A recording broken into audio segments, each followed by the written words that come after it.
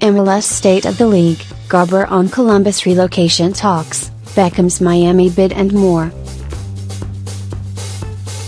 The MLS Commissioner offered updates on a variety of topics during his annual address, including the future of the beleaguered Columbus Crew franchise.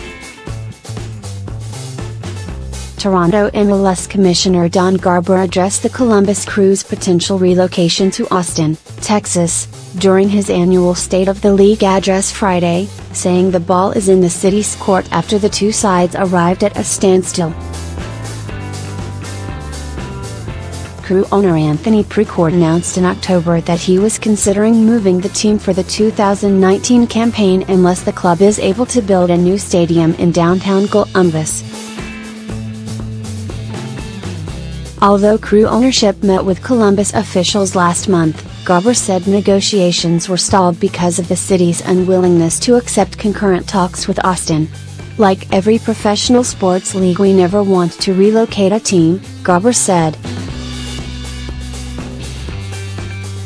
Ownership remains very interested, as they have stated from the very beginning in the process, in exchanging ideas with the mayor of Columbus and with other city leaders in ways to address the challenges that have prevented the Crew from succeeding in Major League Soccer.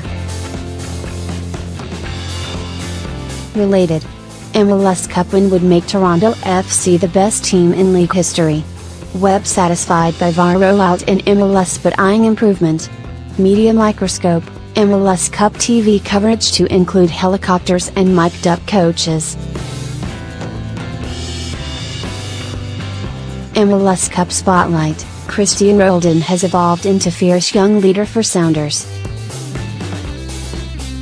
But the mayor and city leaders have said to us they will only engage in those discussions if the club's ownership discontinues any ongoing discussions in the city of Austin, and that's just not possible at this point.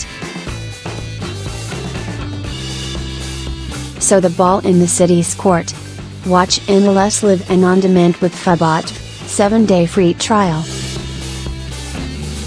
The specter of relocation has prompted a movement of support for the Crew from local fans and spectators across the league, with the movement spearheaded on social media by the #SaveTheCrew hashtag. While Garber expressed sympathy for Crew supporters and acknowledged the club could ultimately stay in Columbus, he cited disappointing business metrics for the franchise, one of the league's 10 original teams, when justifying the league's support for potential relocation. If they were able to address some of the concerns we've been experiencing in that city for many years, it's conceivable that the team could stay, Garber said. It's traumatic when an owner and a league is willing to move a team. But you need to be in a situation where you can be viable. We have new teams coming in that are deeply connecting with the community at dramatically more commercial revenue, higher fan bases, all of the measures that matter. What we've been experiencing in Columbus for many years, and we've been somewhat quiet about this, is it's among the lowest teams, 20 out of 22 in every measure that matters across sports. Average ticket price, average attendance, average revenue, local television ratings, their local television delivery aspect that is going to determine if a team is going to be viable. Garber also discussed David Beckham's long-gestating expansion bid in Miami, expressing confidence that the proposed club will find an additional local owner and clear a path to building a soccer-specific stadium. MLS tentatively announced Miami as an expansion site in 2014, with the franchise to be confirmed upon finalizing stadium plans.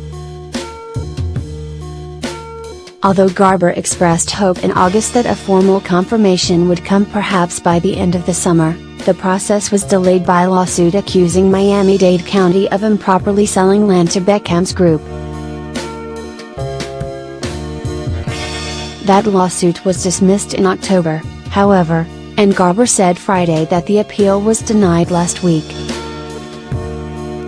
The commissioner did acknowledge that Miami currently envisioned as the 24th MLS club, following Los Angeles FC's introduction as team number 23 next year could be pushed down the line.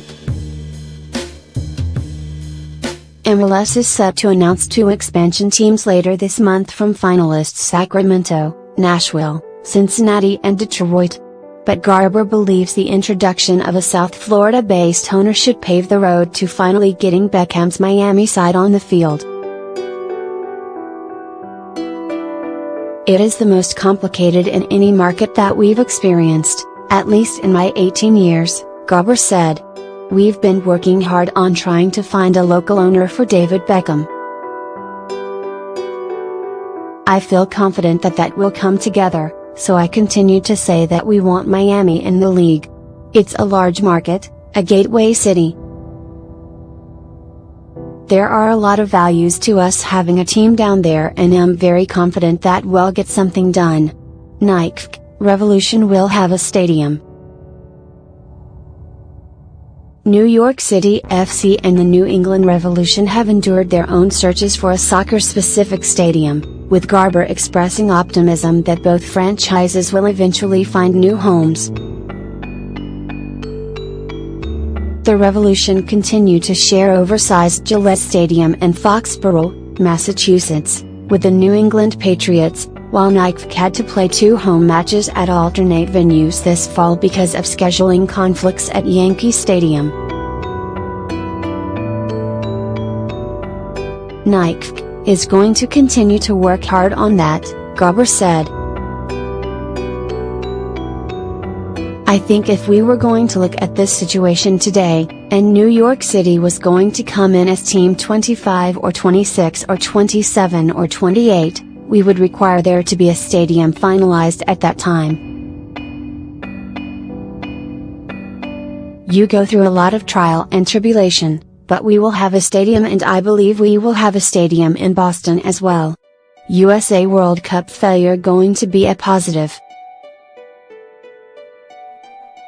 National team's failure to qualify for the 2018 World Cup has triggered plenty of soul-searching among high-ranking officials in the American soccer community, and Garber said Friday he thinks the setback will ultimately evolve into a positive.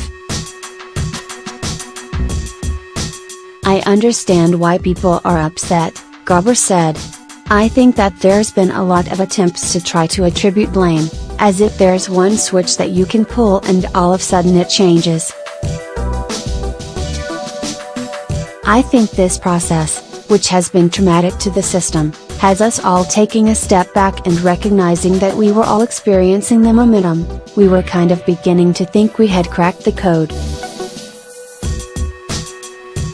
When you have things that set you back, it allows strong people to work within, reach out outside your own insular group and try to get better so it doesn't happen again. So after the initial challenge here, I actually think this is going to be a positive, at least on the men's side, for US soccer and even for the league. MLS increases targeted allocation money. MLS on Friday announced an update to the league's rules for targeted allocation money, which can be used to subsidize the salaries of players whose cap charge is more than the maximum of $480,625. While teams in 2018 and 2019 will again receive $2 million in TAM from the league, MLS will now allow clubs to spend up to $8 million of their own money in additional TAM, creating a further advantage for franchises willing to splash the cash. Garber, though, was quick to note the system can be adjusted if it sees small market clubs fall too far behind. The great thing is if we find it too imbalanced we just simply change it, Garber said.